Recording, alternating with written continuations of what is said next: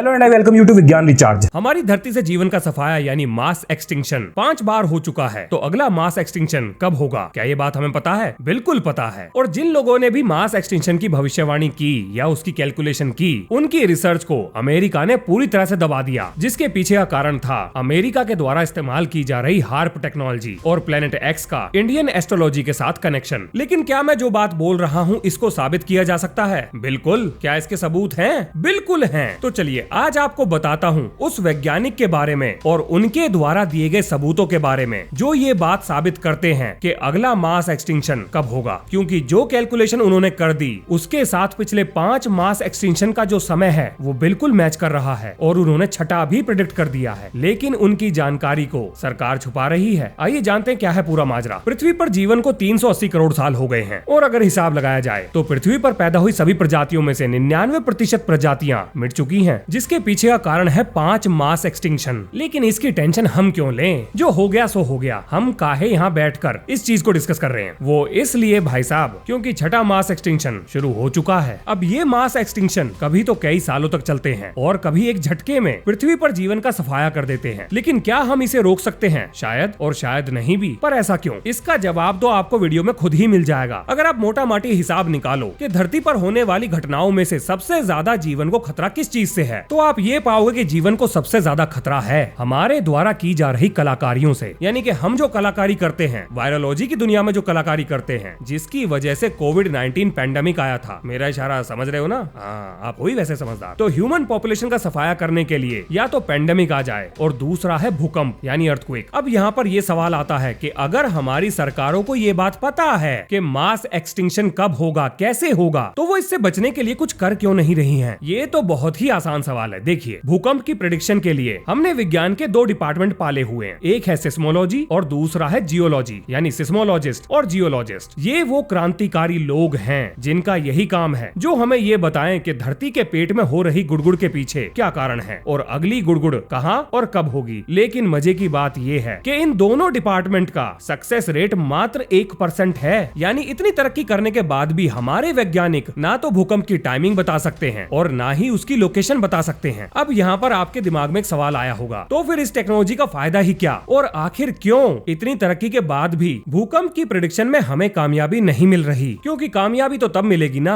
अगर उस दिशा में प्रयास किए जाएं। वहाँ तो कोई प्रयास ही नहीं कर रहा और इसका कारण है रिसर्च कल्चर, हमारी दुनिया का रिसर्च कल्चर। आपको क्या लगता है जितने भी रिसर्च पेपर आप पढ़ते हो, किसके पास इस दुनिया में इतना समय है जो अपना पैसा और समय बर्बाद करके आपके लिए फ्री में रिसर्च करे और आपको जानकारी मुहैया कराए? आपको क्या लगता है ऐसे खाली लोग हैं दुनिया में? वेल, नहीं। जितनी भी रिसर्च पब्लिश होती है ये सारी स्पॉन्सर्ड होती है। मैं एक उदाहरण देता हूँ। जब गाड़ियों में एयर बैग नहीं थे तो अमेरिका की जनरल मोटर्स ने 1973 में वैज्ञानिकों से एक रिसर्च कराई कि पूरी दुनिया में कार एक्सीडेंट से कितने लोग मारे जाते हैं और कैसे उन्हें बचाया जा सकता है। ये रिसर्च फ्री में पब्लिश हुई, न्यूज़पेपर्स में छपी और उसके बाद जनरल मोटर्स ने एयर बैग टेक्नोलॉजी को पेटेंट कराकर गाड़ियों में लॉन्च कर दिया, जो मार्केट में फैले हुए डर की वजह से धड़ाधड़ बिकी। अब जरा ये बताइए, क्या एयर बैग टेक्नोलॉजी आने के बाद एक्सीडेंट से होने वाली लोगों की मृत्यु दर में कोई कमी आई होगी? नहीं, बिल्कुल भी नहीं, क्योंकि सड़कों पर लगातार वाहन बढ़ते ही जा रहे थे। तो सिर्फ ये टेक्नोलॉजी जो कि गिनी चुनी गाड़ियों में थी काफी नहीं थी। लेकिन इस रिसर्च का सबसे बड़ा फायदा हुआ कंपनीज को। आज के समय ऐसे रिसर्च पेपर तैयार किए जाते हैं जो बड़ी बड़ी कंपनीज या सरकारों के द्वारा स्पॉन्सर्ड होते हैं। उनमें वही जानकारियां होती हैं जो बड़ी कंपनीज या सरकारें आपके दिमाग में डालना चाहती हैं। क्या आज के समय होने वाली सारी रिसर्च इसी कैटेगरी में आती है? नहीं, लेकिन मैक्सिमम रिसर्च इसी कैटेगरी में आती है। अब यहाँ पर यह भी सवाल आता है कि इंडिविजुअल रिसर्चर्स अपनी रिसर्च को पब्लिश क्यों नहीं करते या कोई जर्नल उनकी रिसर्च को पब्लिश क्यों नहीं करता? देखिए भाई साहब, अगर इंडिविजुअल रिसर्चर्स अपनी रिसर्च को हमारे सामने रखेंगे तो हम ही लोग उसे एक्सेप्ट नहीं करेंगे। समय जरूर बदल गया है लेकिन हमारी आदतें नहीं बदली हैं। एक बार एक महान वैज्ञानिक ने यह कहा था कि पृथ्वी हमारे ब्रह्मांड का केंद्र नहीं है बल्कि वो सूरज का चक्कर लगा रही है। और इतना कहने पर उनकी प्रॉपर्टी को सीज करके उन्हें जेल में डाल दिया गया। नाम था गैलीलियो। जिन वैज्ञानिकों ने यह कहा था कि डायनासोर्स एक एस्टेरॉयड के पृथ्वी पर टकराने की वजह से मरे हैं, दुनिया उन पर हंसती थी, उन्हें कभी सीरियस नहीं लिया गया। और जिन वैज्ञानिकों ने यह कहा था कि हमारी धरती बार बार अपने लैंड मास का स्ट्रक्चर चेंज करती है, जैसे पहले सारे कॉन्टिनेंट एक जगह थे, पेंजिया, और उसके बाद वो टूट के अलग अलग लोकेशन पर सेट हो गए, इस चीज को भी दुनिया नहीं मानती थी। तो क्या लगता है आज आज अगर कोई इंडिविजुअल रिसर्चर अपनी रिसर्च पब्लिश करेगा तो दुनिया यकीन करेगी? बिल्कुल भी नहीं करेगी, उसे पागल कहेगी। और ऐसे ही एक पागल ने अपनी रिसर्च के दम पर 6th मास एक्सटिंक्शन प्रेडिक्ट किया है। अब ऐसी ही एक खबर एक ऐसे देश से आई है जिसके यहाँ पर अगर कोई बीमारी फैल जाए तो उसको महामारी बनने में बिल्कुल भी समय नहीं लगेगा। और आप समझ गए होंगे कि मैं किसके बारे में बात कर रहा हूँ। वैसे समझ गए हो ना? पक्का समझ गए होंगे, आप तो हो ही समझदार। अब उन वैज्ञानिक के बारे में बताने से पहले मैं आपको ये बता देता हूँ कि 23 जनवरी 2023 को चाइना के एक वैज्ञानिक ने दुनिया को ये बताया कि हमारी धरती की इनर कोर पहले से कम रफ्तार से घूम रही है। अब ये बहुत बड़ी चिंता की बात है, क्योंकि अगर धरती की कोर घूमना बंद कर दे तो ये अर्थ की मैग्नेटिक फील्ड को कमजोर कर देगी, जो पूरी तरह से खत्म भी हो सकती है। इस रिसर्च पेपर का लिंक मैं आपको वीडियो के डिस्क्रिप्शन में दे दूंगा, आप चाहे तो पढ़ सकते हैं। अब बात करते हैं ऐसे आदमी की जिन्होंने अर्थक्वेक की प्रेडिक्शन तो कर दी, लेकिन ये प्रेडिक्शन उनकी नौकरी खा गई और उनका कैरियर भी। जिम बर्कलैंड एक अमेरिकन जियोलॉजिस्ट 1980 में अलग अलग जगह आने वाले अर्थक्वेक की प्रेडिक्शन करते हैं, जिन्हें कोई भी सीरियस नहीं लेता।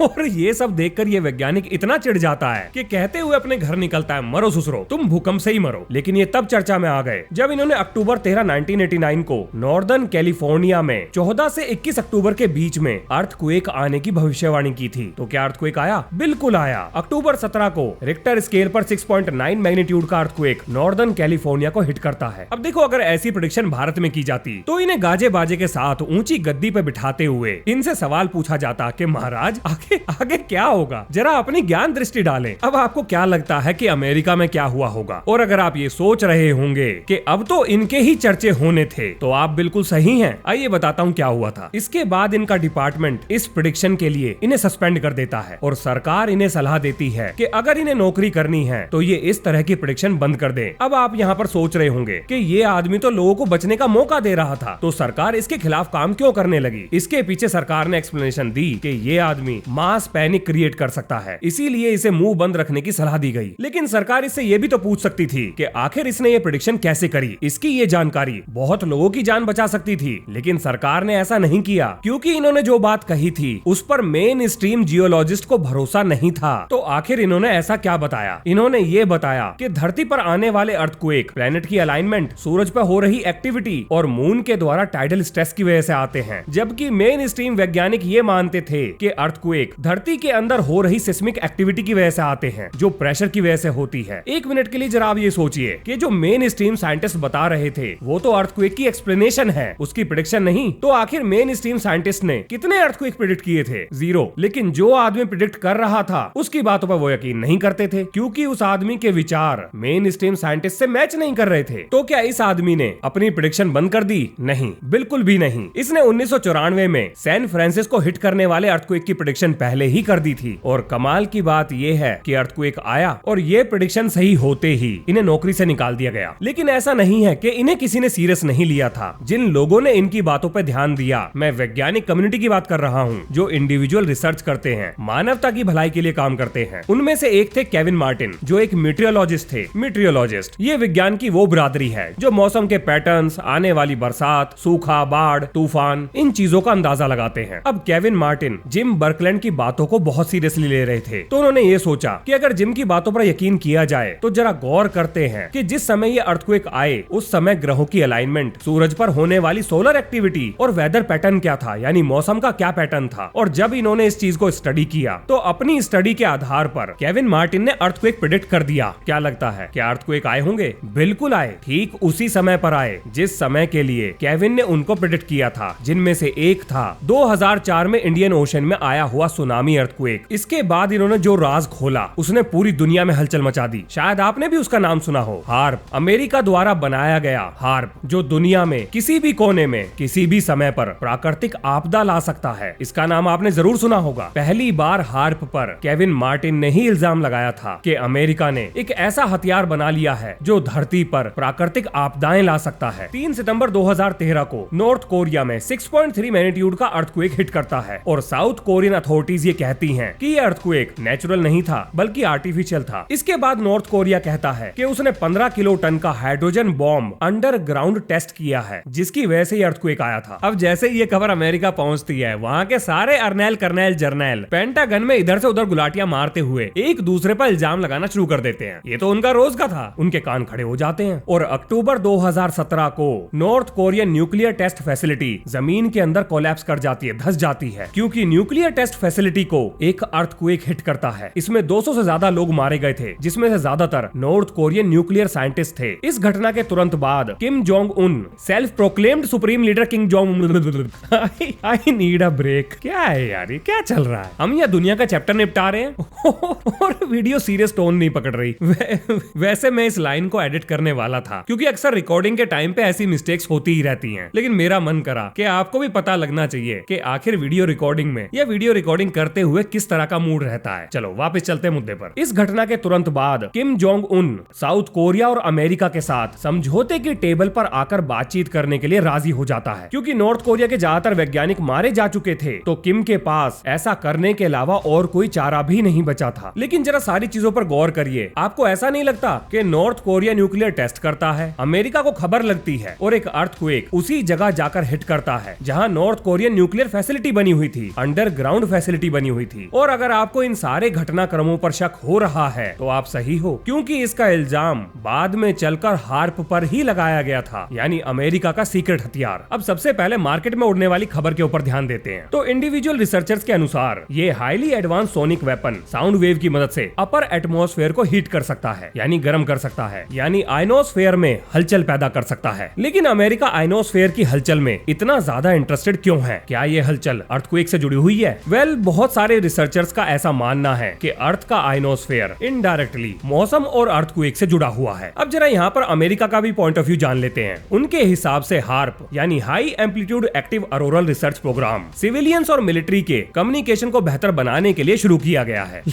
लेकिन जरा आप ये सोचिए, भैया कौन से ऐसे सिविलियन हैं जिनके लिए अमेरिकन गवर्नमेंट करोड़ों डॉलर खर्च करके हार्प जैसी टेक्नोलॉजी लगाएगी? ये तो झूठ है, ये गवर्नमेंट हमारा पागल बना रही है। देखो, high frequency radio communication space और रिसर्च या मिलिट्री पर्पस के लिए तो इस्तेमाल की जा सकती है और इस्तेमाल की भी जा रही है। अब जब मैं हार्प की वेबसाइट पे गया और मैंने इसके बारे में पढ़ा तो वहाँ एक लाइन लिखी हुई थी कि हार्प ने हाई एनर्जी बीम आयनोस्फेयर की तरफ भेजकर उसे डिस्टर्ब करने की कोशिश की और मिलिट्री के हिसाब से इसका मकसद था आयनोस्फेयर को और अच्छे से जानना। लेकिन अगर वैज्ञानिक कम्युनिटी की माने तो उनके हिसाब से अगर आयनोस्फेयर के साथ छेड़छाड़ की जाएगी तो ये धरती पर मौसम और सेस्मिक एक्टिविटी में जबरदस्त बदलाव पैदा करेगा। और कमाल की बात ये है कि जिस समय ये हाई एनर्जी बीम आयनोस्फेयर में छोड़ी गई थी, ठीक उसी समय के आसपास अमेरिका में जबरदस्त तूफान आए थे। तो क्या ये कोइंसिडेंस है? हो भी सकता है। क्या हार्प से अर्थक्वेक लाए जा सकते हैं? ये भी हो सकता है। लेकिन इन सारी जानकारियों को यूएस डिफेंस डिपार्टमेंट ने खारिज कर दिया। उनके हिसाब से 1993 में बना हुआ ये बस एक रेडियो टावर है। लेकिन एक बात सोचिए, 300 मिलियन का रेडियो टावर, भैया 300 मिलियन का एंटीना कौन बनाता है? अगर आज के समय इस कीमत का आकलन किया जाए तो ये लगभग $1 बिलियन के आसपास पहुंच जाएगी। क्या सच में ये एंटीना ही है, रेडियो कम्युनिकेशन वाला एंटीना? नहीं, यूएस का डिफेंस डिपार्टमेंट आपको सच क्यों बताएगा? लेकिन यहाँ पर सवाल आता है ये कि आखिर वैज्ञानिकों को ऐसा क्यों लगता है कि आयनोस्फेयर के साथ छेड़खानी धरती पर प्राकृतिक आपदाएं शुरू कर सकता है? चलिए समझाता हूँ। देखिए, धरती पर होने वाली प्राकृतिक आपदाएं सोलर एक्टिविटीज से जुड़ी हुई हैं, जैसे कि सोलर स्टॉर्म, और ये सोलर स्टॉर्म धरती के आयनोस्फेयर को डिस्टर्ब करता है। अब अगर प्राकृतिक आपदाएं सोलर स्टॉर्म की वजह से धरती के आयनोस्फेयर के डिस्टर्ब होने के कारण आ रही थी, तो एक और चीज आयनोस्फेयर को डिस्टर्ब करने के लिए अमेरिका ने बना ली थी, और वो था हार्प। इसी वजह से वैज्ञानिकों को शक था कि अमेरिका कुछ तो गड़बड़ कर रहा है। लेकिन वैज्ञानिकों को ये बात कैसे पता लगी कि सूरज पर आने वाले सोलर स्टॉर्म्स धरती के आयनोस्फेयर को डिस्टर्ब कर रहे हैं? देखिए, हमारा जो रेडियो कम्युनिकेशन मतलब मिलिट्री का रेडियो कम्युनिकेशन जो आयनोस्फेयर की मदद से होता था,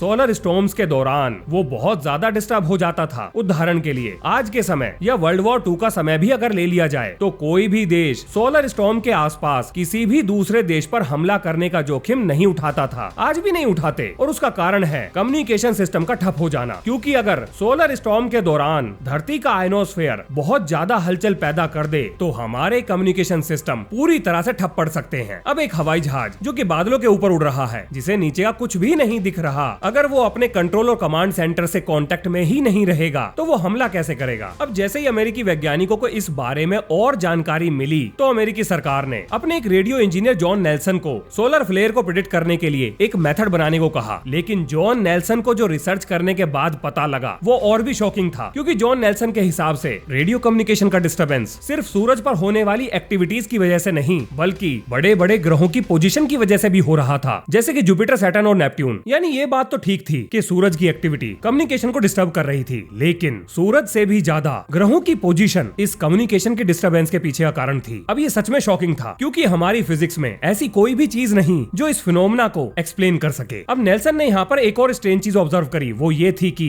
हमारा सूरज कितना एनर्जी का आउटपुट देगा ये भी इन ग्रहों की पोजीशन पर निर्भर करता था, यानी कि वो किस एंगल पर हैं, कितनी दूरी पर हैं। ये सारी चीजें सूरज की नोटी होती हरकतों पर असर डाल रही थी, जिसको बाद में चलकर मॉडर्न साइंस ने प्रूव भी कर दिया। अब इससे जुड़ा हुआ एक रिसर्च पेपर का लिंक आपको डिस्क्रिप्शन में मिल जाएगा। लेकिन एक जानकारी ऐसी थी जो नेल्सन ने तो बताई, लेकिन मॉडर्न साइंस ने छुपा ली, क्योंकि मॉडर्न साइंस ये नहीं चाहता कि आप इस चीज पर विश्वास करें जो नेल्सन ने कहा था। तो क्या थी वो जानकारी, बताने से पहले डिंग डिंग, बहुत से लोगों का साइंस मीटर ऑफ होने वाला है। नेल्सन ने ये कहा था कि ग्रहों के इस अलाइनमेंट के बारे में इंडियन एस्ट्रोलॉजी की किताबों में बहुत पहले से ही लिखा था कि अगर ग्रहों का अलाइनमेंट ऐसा होगा तो सन की एक्टिविटी बढ़ जाएगी, और अगर सन की एक्टिविटी बढ़ी तो धरती पर हलचल पैदा होगी। अब चाहे आप इस पे यकीन करें या ना करें, ये शब्द मेरे नहीं है, but I can assure that Indian ancient scientist were up to something big, really big. हालांकि जब इस जानकारी के ऊपर मैंने रिसर्च करी तो इंटरनेट पर जानकारी तो मिली, लेकिन मैं खुद क्योंकि एस्ट्रोलॉजी नहीं समझता तो इस वीडियो में बताकर मैं आपको उसे एक्सप्लेन कर भी नहीं सकता। अगर आपको जानना है तो आप गुगली बाबा से संपर्क कर सकते हैं, आपको जवाब मिल जाएगा। अब जरा आप ये सोचिए कि ये जानकारी देने के बाद नेल्सन के साथ क्या हुआ होगा। वही हुआ जिसकी उम्मीद थी। नेल्सन की रिपोर्ट को गवर्नमेंट ने रिजेक्ट कर दिया, उनके ऊपर इल्जाम लगाए गए। साइंटिफिक कम्युनिटी ने नेल्सन के दिमाग खराब होने की बातें कह दी, और उसके बाद नेल्सन की इस थ्योरी पर साइंटिफिक कम्युनिटी ने आगे रिसर्च नहीं करी। लेकिन नेल्सन ने जो थ्योरी दे दी उसके रिजल्ट 95% एक्यूरेट थे। और कमाल की बात यह है कि जो मेन स्ट्रीम साइंटिस्ट थे उनके द्वारा जो थ्योरी दी गई वो उसके आसपास भी नहीं पहुंच पा रही थी। लेकिन जरा आप ये सोचिए कि अगर नेल्सन के वर्क को मान्यता दे दी जाती तो आप जानते हैं क्या होता, एस्ट्रोलॉजी को भी मान्यता मिल जाती। एस्ट्रोलॉजी को एक साइंस मान लिया जाता, मेन स्ट्रीम साइंस मान लिया जाता। और बहुत से लोग नहीं चाहते कि एस्ट्रोलॉजी मेन स्ट्रीम साइंस का हिस्सा बन जाए, क्योंकि इसकी जड़ें भारतीय पुरातन विज्ञान तक जाती हैं, और ये चीज वेस्टर्न कंट्रीज के एजेंडे को सूट नहीं करती। कैसे उनके विचार में एक थर्ड वर्ल्ड कंट्री एक ऐसे साइंस में महारत हासिल करता है जो उनके मॉडर्न साइंस के ऊपर बैठा है। दिस इज जियोपॉलिटिक्स, और मेरी नजरों में इसे साइंस पॉलिटिक्स कहूंगा। और जिन लोगों को इस पर यकीन नहीं है कि साइंस पॉलिटिक्स नाम की भी कोई चीज होती है, जरा वो ये पता कर लें कि एल्बर्ट आइंस्टाइन ने स्पीड ऑफ लाइट के लिए सी सिंबल का इस्तेमाल क्यों किया था। उन्हें पता लग जाएगा कि साइंस में पॉलिटिक्स कितनी गहरी जड़ें रखता है। अब जरा एक मिनट के लिए आप ये सोचिए कि हमारे दिमाग में जो थॉट आते हैं उसके पीछे भी तो इलेक्ट्रोमैग्नेटिज्म ही है। ब्रेन में होने वाली इलेक्ट्रोमैग्नेटिक एक्टिविटी हमारे सारे विचारों को कंट्रोल करती है, और इलेक्ट्रोमैग्नेटिक एक्टिविटी को धरती का इलेक्ट्रोमैग्नेटिज्म इन्फ्लुएंस करता है, और धरती के इलेक्ट्रोमैग्नेटिज्म को सूरज इन्फ्लुएंस कर सकता है, और सूरज को ग्रहों की लोकेशन इन्फ्लुएंस कर सकती है। तो इन सारी बातों का इशारा किस तरफ है? आप समझदार हो, खुद ही बड़ी आसानी से इस बात को समझ सकते हो। लेकिन क्या एस्ट्रोलॉजी मास एक्सटेंशन को डिस्क्राइब करती है? वेल, इसकी जानकारी मुझे नहीं है, लेकिन इस चीज से जुड़ी हुई जिस जानकारी पर विज्ञान भरोसा करता है, मतलब शक करता है, भरोसा तो नहीं करता, वो मैं आपको जरूर बता सकता हूँ। वैज्ञानिकों ने धरती पर अलग अलग जगह पर जो आर्कियोलॉजिकल सर्वे किए हैं उनसे ये पता लगा है कि हमारी धरती पर जो लगातार 5 मास एक्सटेंशन हुए हैं उनके बीच का जो टाइम इंटरवल है वो है 2160 ईयर्स का। मजे की बात बताऊं, मून का डायमीटर 2160 माइल्स, और प्रिसीशन ऑफ इक्विनॉक्स भी 2160 साल में पूरा होता है। अब फिजिसिस्ट और एस्ट्रोफिजिसिस्ट मिलकर एक जगह बैठते हैं और ये सोचते हैं कि आखिर इस चीज के पीछे क्या कारण हो सकता है कि ये सारी घटनाएं 2160 साल बाद रिपीट होती हैं, यानी कि मास एक्सटेंशन रिपीट होता है। तो वो इस नतीजे पर पहुंचे कि हमारा सोलर सिस्टम एक बाइनरी सोलर सिस्टम है, यानी इसमें 2 सूरज हैं और इसका दूसरा सूरज काइपर बेल्ट में है। अब ये जो काइपर बेल्ट है ये एस्टेरॉयड बेल्ट से बहुत बड़ी है, इसमें प्लेनेट के आकार के बहुत बड़े बड़े एस्टेरॉयड हैं, और मेरा प्यारा प्लेनेट यानी प्लूटो ये भी काइपर बेल्ट का ही हिस्सा है। अब साइंटिस्ट ये मानते हैं कि जैसे जैसे ये डेड स्टार काइपर बेल्ट को डिस्टर्ब करता है तो काइपर बेल्ट में मौजूद चीजें हमारे सोलर सिस्टम में घुस जाती हैं, और ये साइकिल 26 मिलियन ईयर्स में पूरी होती है। अगर आप ध्यान दें तो 2160 और 26 इन दोनों में 2 और 6 मौजूद है। इसे डेसिमल हार्मोनिक्स कहा जाता है। मैं इसकी डिटेल में नहीं जाऊंगा, आपको और जानना है तो जानते हो आपको किससे पूछना है, गूगली बाबा, सारे सवालों का जवाब मिलेगा। अब ये सारी चीजें सिर्फ स्पेकुलेशन थी, यानी कि अंदाजे थे, लेकिन 1982 में कुछ ऐसा हुआ जिसने सब बदल कर रख दिया। नासा बहुत लंबे समय से प्लेनेट एक्स को ढूंढ रहा था। प्लेनेट एक्स यानी एक ऐसा प्लेनेट जो हमारे सोलर सिस्टम के प्लेनेट से तो बड़ा था लेकिन सूरज से थोड़ा छोटा था, जो ना तो स्टार की कैटेगरी में आ रहा था और ना ही प्लेनेट की, इसीलिए उसे 9th प्लेनेट या प्लेनेट एक्स कहा गया। अब अगर आपने ब्लू बुक सीरीज देखी है तो उसमें जो प्रोफेसर जे एलन हाइनेक थे, उन्होंने इस प्लेनेट एक्स पर बहुत रिसर्च करी और डायग्राम्स और इसकी एग्जैक्ट लोकेशन नासा के हाथ में थमा दी। प्रोफेसर हाइनेक के अनुसार ये प्लेनेट एक्स हमारे सूरज से 50 लाइट ईयर की दूरी पे था, जो हमें 13,000 साल का ऑर्बिटल पीरियड देता है। वो टाइम पीरियड जिस पीरियड में प्लेनेट एक्स, हमारा सूरज और हमारी धरती तीनों एक ही लाइन में आ जाएंगे। नासा ने प्रोफेसर हाइनेक की बातों को सीरियसली लिया और इस पर रिसर्च शुरू हो गई और जनवरी 2015 में वैज्ञानिकों ने प्लेनेट एक्स की मौजूदगी के सबूत ढूंढ लिए। अब अगर यहाँ पर नेल्सन की थ्योरी लगा दी जाए, यानी कि प्लेनेटरी अलाइनमेंट हो जाए, यानी प्लेनेट एक्स, सूरज, धरती और गैलेक्टिक सेंटर अगर ये सब एक ही लाइन में आ जाएं, तो ये स्पेस टाइम में ऐसे रिपल पैदा कर देंगे जो हमारी धरती को एक झटके में पलट देंगे, यानी धरती अपना बैलेंस खो देगी। और ये तो एक संभावना है, क्योंकि इस अलाइनमेंट की वजह से काइपर बेल्ट से आने वाले एस्टेरॉयड हमारे लिए ज्यादा बड़ा खतरा है। और अगर ये चीज आपको डरा रही है तो रुक जाओ, मेरे पास इससे भी बुरी खबर है, और ये है रेड क्लिफ वेव, जिसकी खोज वैज्ञानिकों ने सन 2020 में की है, जिसमें हजारों लाखों तारे हैं, डस्ट है, क्लाउड्स हैं, जो कभी गैलेक्टिक प्लेन में ऊपर और कभी नीचे हो जाती है। पर क्यों, कैसे, ये हमें नहीं पता। और अगर मेरी बात समझ में नहीं आई तो मैं ये कहना चाह रहा था कि ये वेव कभी तो मिल्की वे से ऊपर और कभी मिल्की वे के नीचे पहुंच जाती है। अगर हम ये मान लें कि स्पेस में मौजूद सारी चीजें स्पेस फैब्रिक पर बैठी हैं, और वैज्ञानिकों की रिसर्च में ये पता लगा है कि 13 मिलियन साल पहले हमारा solar system red Cliff wave से निकला था, जो कि भविष्य में फिर होगा। और अगर आप ध्यान दें तो ये सारा चक्र 26 मिलियन ईयर्स पर ही जाकर रुकता है। नंबर 26 एस्ट्रोलॉजी में स्पेशल है। अब आप ये भी पूछ सकते हो कि जब वैज्ञानिकों को इतना सब कुछ पता लग गया है तो इन सारी चीजों को वो मेन स्ट्रीम साइंस का हिस्सा या फिर मेन स्ट्रीम स्टडी का हिस्सा क्यों नहीं बना देते? क्योंकि सरकारें ऐसा नहीं चाहती। और इसका सबसे बड़ा सबूत है 1966 में डॉक्टर चैन थॉमस ने बंगाल टाइगर प्रेस में पब्लिश एक किताब दुनिया के सामने रखी, जिसका नाम था the Adam and ewe story, जिसको CIA ने पब्लिश होते ही क्लासिफाई कर दिया था। और जब इसको डीक्लासिफाई किया गया तो मेरे ख्याल से शायद 50-55 पेज ही डीक्लासिफाई हुए थे, जबकि ये बुक शायद 280 पेज से ज्यादा की किताब थी। अगर आपको इस किताब के ऊपर ऑडियो बुक सुननी है तो YouTube पर मौजूद एक वीडियो का लिंक मैं इसी वीडियो के डिस्क्रिप्शन में डाल दूंगा। तो ऐसा इस किताब में क्या था? तो इस किताब में था मास एक्सटिंक्शन। तो यहाँ पर आप ये सोच रहे होंगे कि आखिर अमेरिका इस तरह की जानकारी से इतना डरता क्यों है? वेल, इसका जवाब तो अमेरिका ही दे सकता है, लेकिन ये बात तो कंफर्म है कि मास एक्सटिंक्शन होगा, जरूर होगा। अब यहाँ पर मैं आपसे एक सवाल पूछना चाहता हूँ, क्या आपको एस्ट्रोलॉजी पर विश्वास है? क्या ये एक साइंस है या एक सूडो साइंस है? क्या जितने भी एविडेंस हमें मिले हैं ये सब कोइंसिडेंस हो सकते हैं? लिखिए अपने जवाब कमेंट में। मिलते हैं नेक्स्ट वीडियो में। जय हिंद, जय भारत।